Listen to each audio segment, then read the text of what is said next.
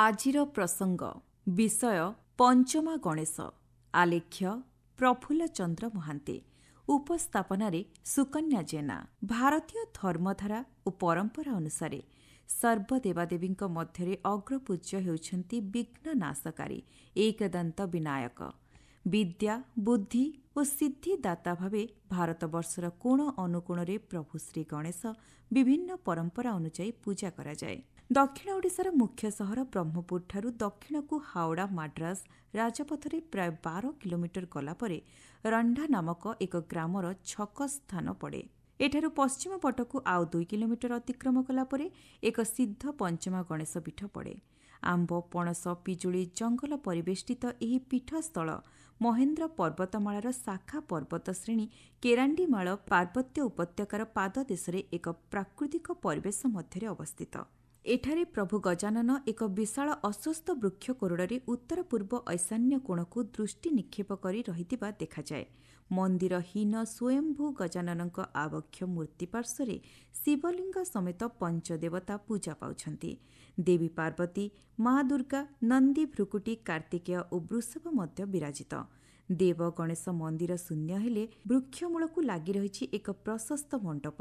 ମଣ୍ଡପ ଗୃହ ସମ୍ମୁଖରେ ଠାକୁର ଗଣନାଥଙ୍କୁ ଦୃଷ୍ଟି ନିକ୍ଷେପ କରି ଉପବିଷ୍ଟ ଅଛନ୍ତି ଏକ ବିରାଟ ବୃଷଭାକାର କୃଷ୍ଣକାୟ ମୂଷିକ ପ୍ରଭୁ ଗଣଦେବଙ୍କ ବାହନ।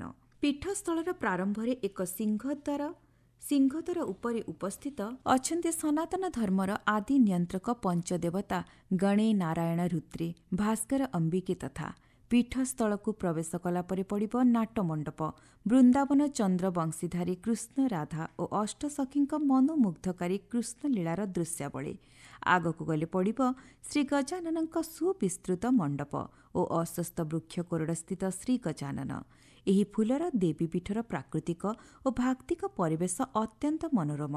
ପୀଠର ପଶ୍ଚିମ ପ୍ରାନ୍ତରେ ରହିଛି ପୂର୍ବାଘାଟ ପର୍ବତମାଳା ମହେନ୍ଦ୍ରର ଶାଖା କେରାଣ୍ଡିମାଳର ଆକାଶଚୁମ୍ବୀ ପର୍ବତ ଶ୍ରେଣୀ, ଯାହାରି କୋଳରେ ସ୍ଥାନିତ ମହୁରୀ, ଚିକିଟି, ଖେମୁଣ୍ଡି, ଜଳନ୍ତର, ଜରଡ଼ା, ସୁରଙ୍ଗୀ, ମଞ୍ଜୁଷା ଆଦିକ ବହୁ ରାଜଗଡ଼, ଗଡ଼ଜାତି, ଦୁର୍ଗ ଓ ସିଠିଗାସର ଉପାସିତ ଦେବାଦେବୀ ପୀଠ। ଦକ୍ଷିଣରେ ରହିଛି ଅଖଣ୍ଡ ଗଞ୍ଜାମ ତଥା ଅଧୁନା ବିଚ୍ଛିନ୍ନାଞ୍ଚଳର ଆନ୍ଧ୍ର ରାଜ୍ୟ। ଏହି ପୀଠର ଅନତି ଦୂରରେ ରହିଛି ପ୍ରଭୁ ଈଶାଣେଶ୍ୱରୀ ମନ୍ଦିର, ଅଷ୍ଟଶମ୍ଭୁ ଅର୍ଚ୍ଚିତ ଅନ୍ୟତମ ପୀଠ ଗୋଳାନ୍ତର। ଗ୍ରାମ ଯେଉଁଠି ସମାଧିତ ହୋଇଥିଲା ଚିକିଟି ଓ ମହୁରୀ ଗଡ଼ଜାତର ସୀମା ବିବାଦ। ପୂର୍ବରେ ରହିଛି ବହୁ ଶକ୍ତି ଶୈବପୀଠ ଓ ଗୋପାଳପୁର ସୁନାପୁରର ଅତୀତ କଳିଙ୍ଗ ନୌବାଣିଜ୍ୟର ଆଦ୍ୟ ବନ୍ଦର ସହର ମନ୍ତ୍ରିଡ଼ି ଓ ପ୍ରାଚୀନ ଶକ୍ତିପୀଠ ମା ସିଦ୍ଧ ଭୈରବୀ। ଆଉ ଟିକେ ପଛକୁ ରହିଛି ସୁନାବ୍ୟା, ଋଷିକୁଲ୍ୟା, ବାହୁଦା, ମୁହାଣପିତ ବିସ୍ତୀର୍ଣ୍ଣ କଳିଙ୍ଗ ସାଗର ଓ ଆଜିକାର ବଙ୍ଗୋପସାଗର।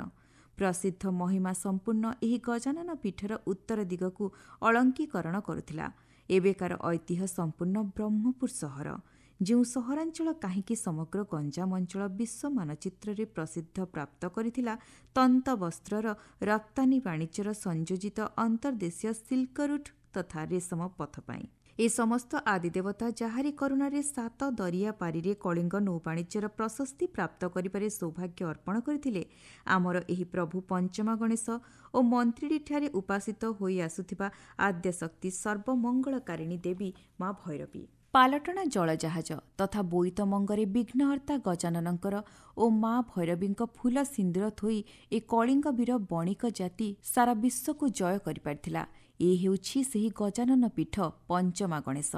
ଜାତୀୟ ରାଜପଥ ନମ୍ବର 5 ଏବେ ପରିବର୍ତ୍ତିତ କ୍ରମାଙ୍କ ରାଜପଥ ସଂଖ୍ୟା 16, ଯାହା ମାନ୍ଦ୍ରା ସହରଠୁ ଦୂର ଆନ୍ଧ୍ରର କାଞ୍ଜିଭରମ୍ ସହର ସହ ମିଶିଛି।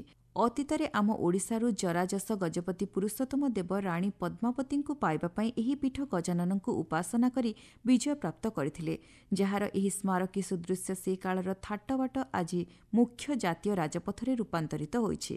ଆସନ୍ତୁ ଏହି ପୁଣ୍ୟ ଜନ୍ମତିଥି ଅବସରରେ ଅବିଦ୍ୟା ନାଶକାରୀ, ସିଦ୍ଧି ବୁଦ୍ଧି ପ୍ରଦାନକାରୀ, ଅଭୀଷ୍ଟ ପୂର୍ଣ୍ଣକାରୀ ଶୈଳସୁତାସୁତ ଗଣପତିଙ୍କୁ ଆବାହନ କରିବା ପୂର୍ବକ ତାଙ୍କ ପଦପଙ୍କଜରେ ଭକ୍ତିପୂତ ପୁଷ୍ପାଞ୍ଜଳି ଅର୍ପଣ କରି ତାଙ୍କର ଆଶୀର୍ବାଦ ଲାଭ କରିବା।